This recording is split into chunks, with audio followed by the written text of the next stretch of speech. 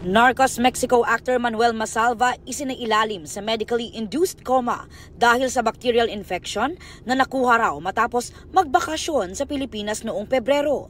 Ayon sa kanyang manager, nang makarating si Masalva sa Dubai noong March 18, hindi na maganda ang pakiramdam niya. Sumailalim siya sa emergency surgery noong March 26 at ngayon stable na ang lagay. Mga batang relay star Caitlin Stave nahulog mula sa kabayo habang nasa Kaumulan Horse Show and Competition sa Malaybalay City, Bukidnon. First time daw niyang mahulog at mabalian ng buto sa loob ng 7 taong pagsakay ng kabayo. Sa kabila nito, feeling positive pa rin siya at looking forward sa susunod na kompetisyon. Madonna at Elton John bati na.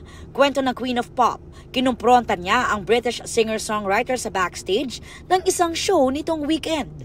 Pero ang una raw nitong sinabi sa kanya ay, "Forgive me." Doon na raw bumagsak ang tila pader sa pagitan nila.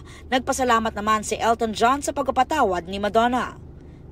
Sa ulat ng People magazine, nagsimula ang tensyon sa dalawa noong 2002 nang sabihin ni Elton John in public na hindi niya gusto ang kanta ni Madonna para sa isang James Bond film. Inakusahan din niya si Madonna ng lip-syncing.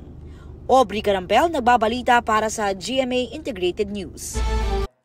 Huwag magpahuli sa mga balitang dapat niyong malaman. Mag-subscribe na sa GMA Integrated News sa YouTube.